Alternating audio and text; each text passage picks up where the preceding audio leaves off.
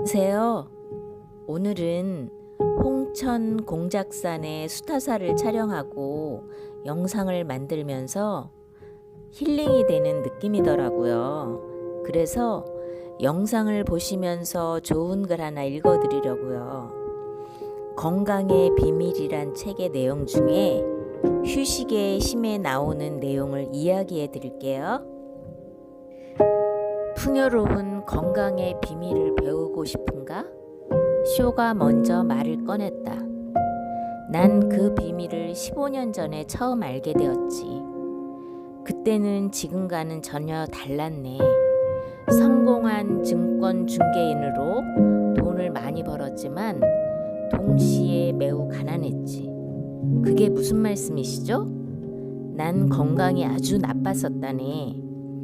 건강하지 않은데 돈이나 재산이 무슨 소용이 있겠는가? 그때는 아주 열심히 일했지. 때로는 심한 스트레스를 받으며 하루 16시간씩 일한 적도 있었네. 매일 거액의 돈, 문자 그대로 수백만 파운드의 돈을 거래했어. 한 번 잘못된 결정을 하면 수백만까지는 아니더라도 수십만 파운드의 손해를 입을 수 있었기 때문에 늘 긴장의 역속이었지.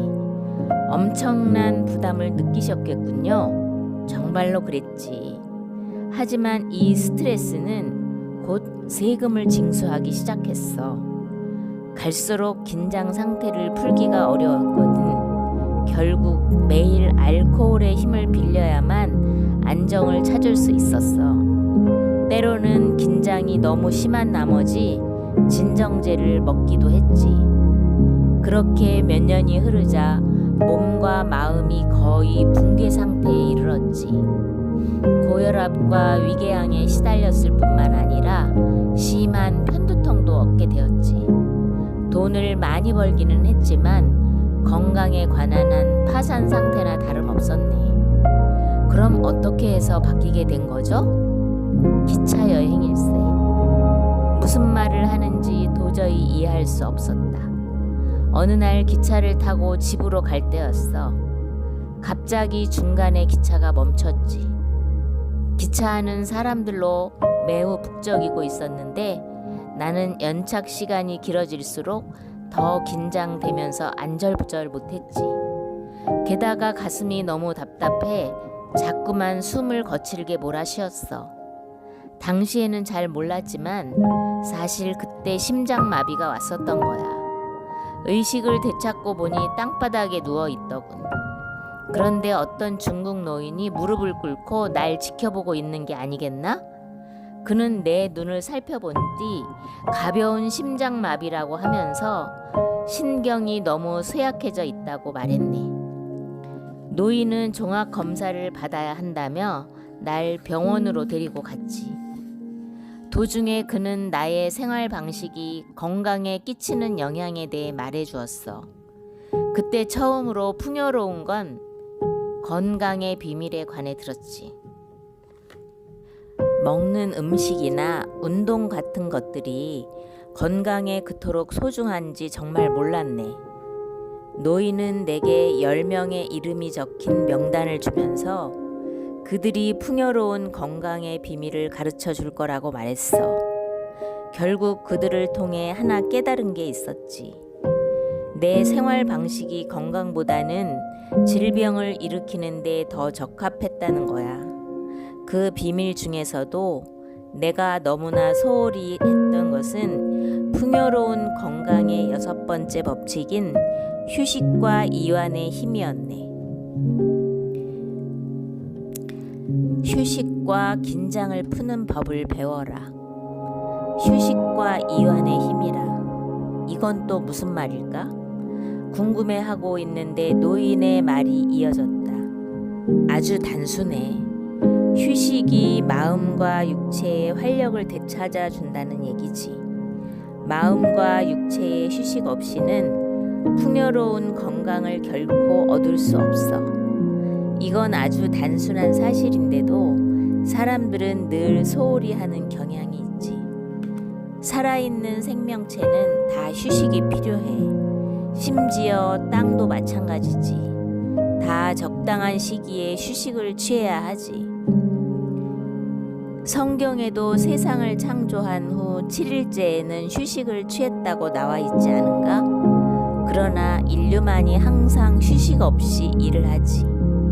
우리는 광란의 걸음으로 미친 듯이 살아오느라 한순간도 멈추거나 발걸음을 늦춘 적이 없었지.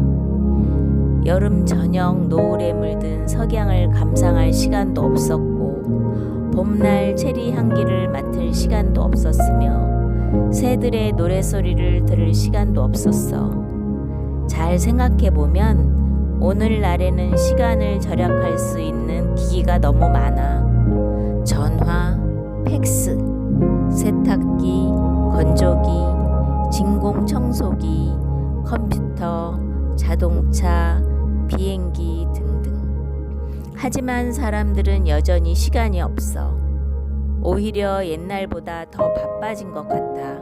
스트레스가 나날이 쌓이다 보니 많은 사람들이 하루 종일 피로를 느끼면서 만성 질병에 시달릴 수밖에 없는 거지.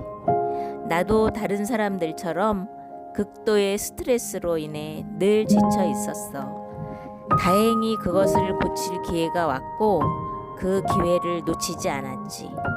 적당한 휴식과 긴장을 푸는 법을 배운 결과 내 건강은 극적으로 변하기 시작했어. 얼마 뒤에는 이전에 시달렸던 증상이 완전히 사라지고 혈압도 정상으로 돌아왔지. 정말입니까? 단지 휴식만으로 그렇게 효과가 있었습니까? 물론이지. 육체와 마음의 적절한 휴식은 건강의 기본 요소야. 몸과 마음의 긴장을 풀어주면 산소 수요량을 50%까지 낮출 수 있고 심장의 부담도 30% 낮출 수 있으며 고혈압도 내린다는 것이 과학적인 연구에 의해 증명되었네. 몸과 마음의 이완은 근심, 신경질환, 고혈압과 혈액 속의 유당을 감소시키기도 하네. 또 휴식을 취하고 나면 뇌파의 패턴이 더 고시성을 가지면서 각성과 반응의 시간이 증가하지. 기억력도 향상된다는 연구 보고도 있어. 숙면을 취하면 두통도 줄어들고 신체의 에너지가 증진되며 일반적인 건강도 훨씬 좋아지지. 아울러 휴식은 마음을 가라앉히기 때문에 가정과 사회의 관계를 개선하는 데도 도움을 준다고 휴식과 이완이 건강과 행복에 중요하다는 건 의심할 바 없는 사실이네.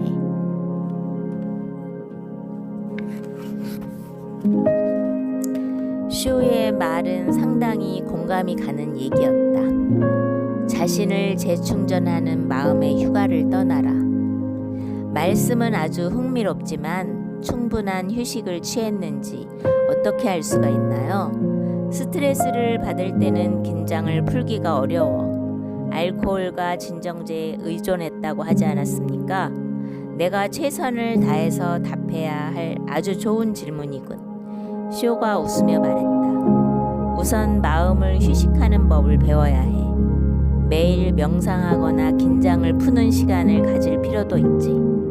일반적으로 휴식 없이는 1시간 이상 일에 전념할 수 없다네. 집중력이 떨어지기 때문이야. 휴식 없이 오래 일하면 생산성이 떨어진다고. 사무실에서는 짧더라도 규칙적인 휴식이 절대적으로 필요하네.